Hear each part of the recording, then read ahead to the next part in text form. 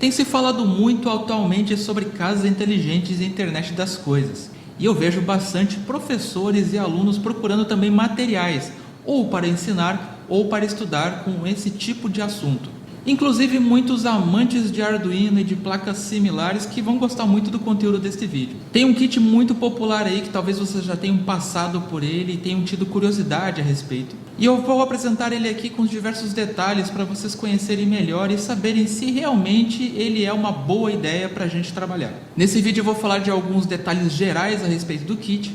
Vamos falar também sobre os sensores que estão nele, sobre a conectividade e os apps. A gente vai falar sobre o acabamento e a maneira como ele foi construído. A gente também vai fazer um teste demo aqui para vocês verem algumas partes dele funcionando. E eu vou dar minhas considerações então, depois de um bom tempo já trabalhando com esse material. Então vamos aos estudos porque o vídeo de hoje está muito bom. Vem comigo! Essa aqui então é a aparência final do nosso Smart Home IoT. Eu já vou mostrar ele aberto aqui, os encaixes e alguns outros detalhes muito importantes. E aqui nós já podemos ver todas as peças, atuadores, sensores, todos eles colocados no seu respectivo lugar. E também vamos ver também detalhes sobre a estrutura. Como comentei no começo do vídeo, nós vamos ver aqui 6 tópicos, 6 áreas muito importantes para você tomar a decisão se esse tipo de material ele é interessante para você. Então esse vai ser um dos vídeos mais completos do YouTube, quem sabe até o mais completo em língua portuguesa. Então assiste todo o vídeo para não perder nenhum detalhe. Eu já vou começar então desmontando ele para você ver por dentro e a gente então em seguida já começa a falar sobre as peças que compõem o kit.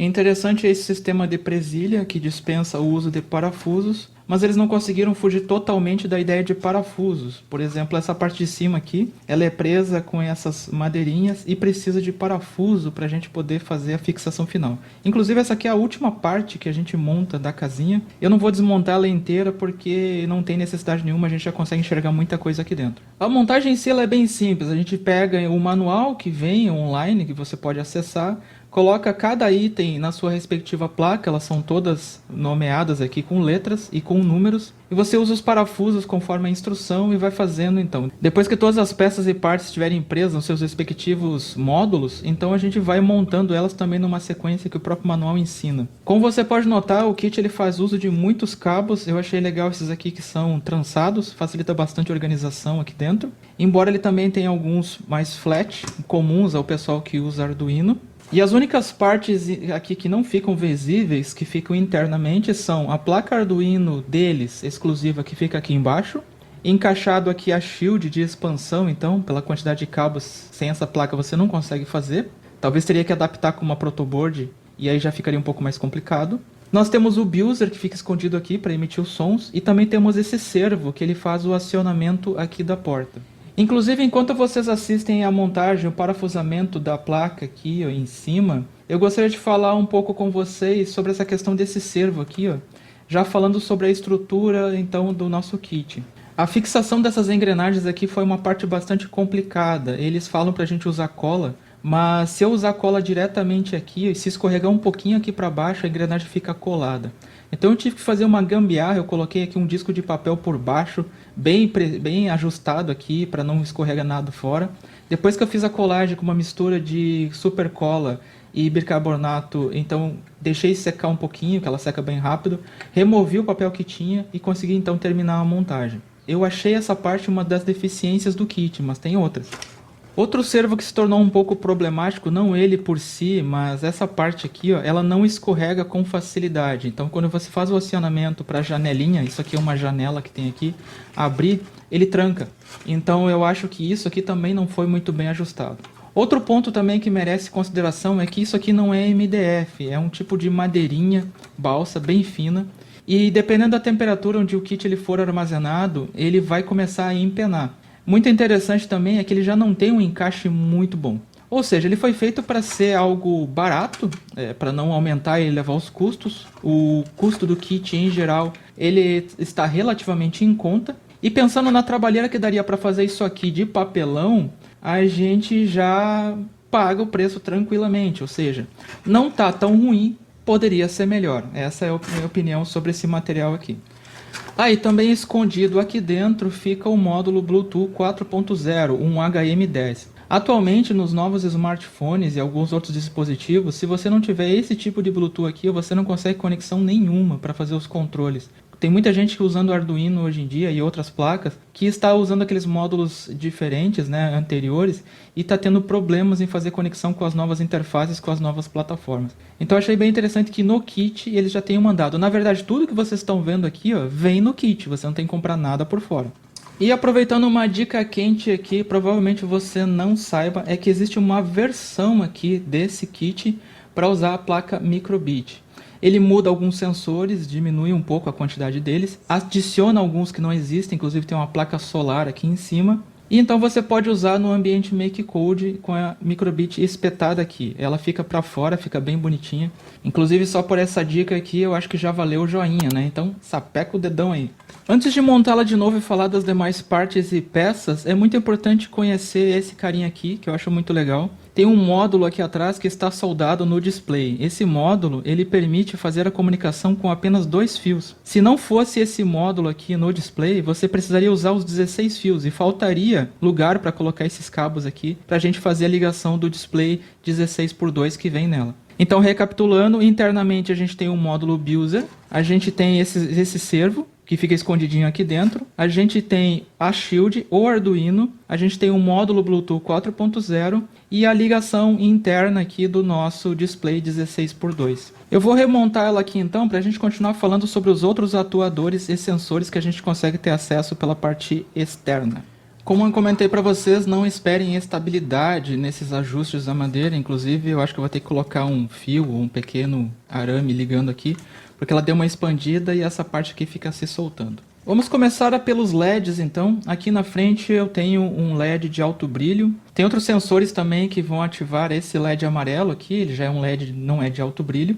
E também nós temos 2 servos 9G, eles são um pouquinho mais robustos do que os tradicionais, mas ainda tem a parte interna de plástico. Este aqui ele aciona a janela na presença de umidade, ou seja, de chuva, e o outro interno ele vai acionar então essa porta giratória para dar acesso dentro da casa. Por falar em chuva, esse aqui é um sensor de gotículas de chuva. Aqui do lado a gente tem o sensor LDR, né, de luminosidade, que pode ser programado do jeito que você quiser, como eu falei. E aqui nós temos um acionador que é para climatização. Então, conforme a temperatura ou por outras programações que eu fizer, a gente consegue acionar então o ventilador da nossa casinha. Aqui na frente a gente tem coisas bastante importantes. Uma delas é a conexão do cabo USB tipo C para fazer o carregamento do código. Só que é muito importante o seguinte, ó, isso é uma coisa que tem nos Arduinos. Se você fizer o carregamento de qualquer código aqui dentro sem tirar o módulo Bluetooth, vai dar erro.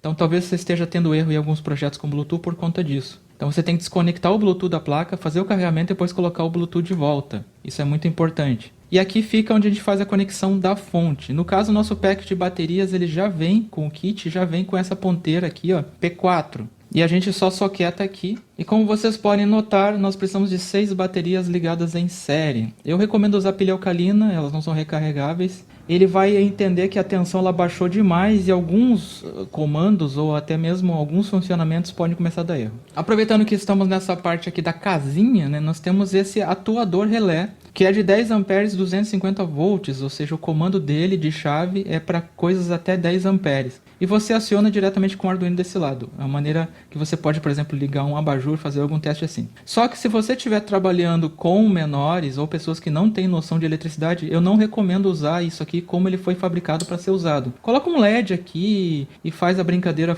normalmente e não usa nada ligado na tomada. A única coisa que você pode ligar na tomada é a fonte 9 volts 1 ampere que você vai soquetar aqui. O resto, por favor, não trabalhe em sala de aula com coisas conectadas na tomada, a menos que o teu curso ou o teu propósito seja uma área mais profissionalizante e você tenha conhecimentos disso. Voltando aqui para frente, nós temos o sensor PIR, que é aquele sensor de calor, né, de corpos, de movimento, que a gente encontra em estacionamentos. Quando está passando a luz, ela liga, né, também em corredores de edifícios. E ele permite saber se tem alguém aqui na frente da porta, é o jeito que ele está programado, né, para poder então a porta ser acionada. Aqui na frente tem os botões, que eles são programáveis de qualquer maneira. Na nossa demo a gente vai ver que ele está aqui colocado para a gente fazer a inserção de uma senha de acesso para nossa casa. Então ele está programado desse jeito no modo demo. E a gente vai ver algumas mensagens aqui no display 16:2. Antes que eu me esqueça, muito importante, nós temos aqui um sensor MG2. Esse sensor ele é compatível com a percepção de vários tipos de partículas de gás, ou seja, ele é como se fosse um nariz que cheira vazamento de gás e ele pode então acionar algum sistema de segurança. E fora os itens que nós já vimos, nós temos aqui o sensor de umidade de solo, que é para a gente então fazer o controle de irrigação de uma planta, por exemplo, ou alguma coisa do tipo. Vários desses sensores vocês vão ver atuando aqui em tempo real, agora depois que eu mostrar o app para vocês. Se você vier aqui na Play Store e digitar KeyStudio, você vai encontrar diversos aplicativos que essa empresa ela produz para uso nos diversos kits. Eu nunca vi uma empresa produzir tanto kit diferente. O app que nós vamos precisar para nossa demonstração aqui é esse aqui, o Kais IoT. E nós vamos ver ele funcionando agora, acionando alguns dos sensores aqui. Eu estou alimentando aqui então nosso kit com uma fonte 9 volts, 1 ampere. E você nota que muitos dos módulos eles já têm um LED indicador dizendo que já está funcionando. Você pode notar que até o sensor de umidade de solo ele tem. E a gente já consegue ver aqui o display funcionando alimentado, pedindo o password para a gente fazer então o acesso aqui. E logo ao acessar a gente já consegue ver todas as funções que ele consegue controlar. Quando a gente pede para fazer então o pareamento, vai aparecer HMSoft aqui. Os códigos não importam, a gente aperta em Connect. E aqui já começa um outro negócio interessante. Essa mensagem não some da tela, ou seja, esse aplicativo ele não é muito bem desenhado. Ele dá umas panezinhas, tem alguns bugzinhos aqui, mas ele funciona relativamente bem. Outra coisa que eu notei na placa de expansão, o Bluetooth, conforme você vai mexendo, ele tem uma desconexão, não tem um bom contato, ele tem um problema ali de mau contato. Então, dependendo da maneira como você manuseia o kit, a gente vai acabar fazendo escaneamento e vai acabar não encontrando o HM10. Mas encontrando ele vai funcionar perfeitamente. Vamos dar uma olhada se a gente consegue acionar algumas coisas que ficam visíveis aqui para vocês então. Temos aqui o nosso ventilador funcionando. Aqui ele simplesmente liga e desliga, mas nessas barras deslizantes eu posso controlar a intensidade desse funcionamento. Vamos tentar aqui o acionamento de algumas lâmpadas. Temos aqui a lâmpada frontal. Temos aqui a lâmpada lateral. Vamos ver se funciona o nosso negócio aqui das janelas.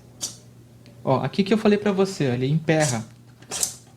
Fica bem emperrado mesmo, se você não mexer com o dedo ele não abre. Vamos tentar fechar? O fechamento ele é tranquilo, ele acaba acontecendo. Isso é uma coisa que provavelmente eu vou ter que quebrar a cabeça para fazer funcionar.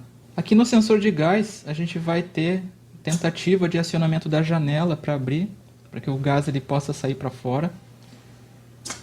Nós temos a abertura de porta, também automática por controle remoto. Deixa eu ver se eu consigo mostrar aqui para vocês. E aproveitando que já estamos nessa posição aqui, a gente pode fazer a tentativa de acionamento da porta usando o código então que a gente cria, né? No caso aqui consiste em 6 toques no botão. São toques alternando toques longos e toques curtos. Vamos lá. Senha errada, vamos tentar.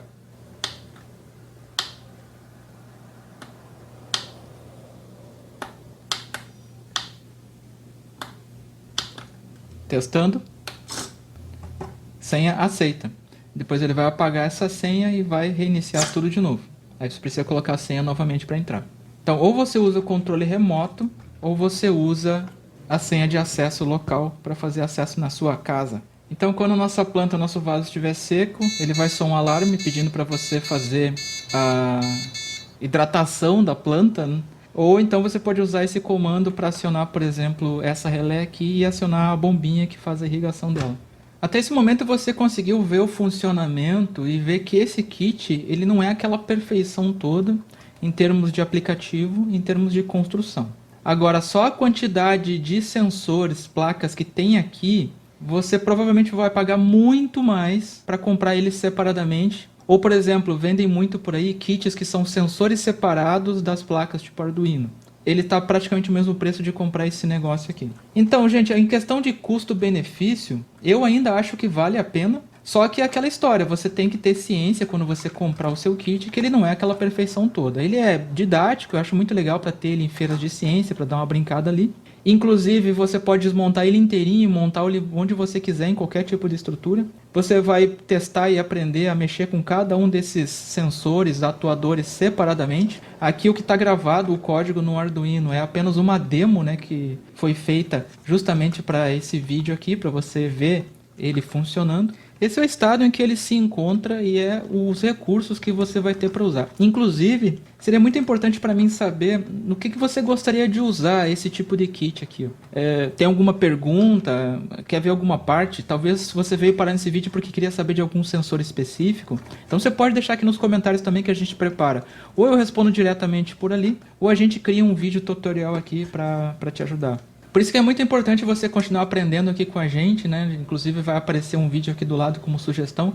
Continua comigo aqui e eu te vejo então no próximo vídeo. Até lá!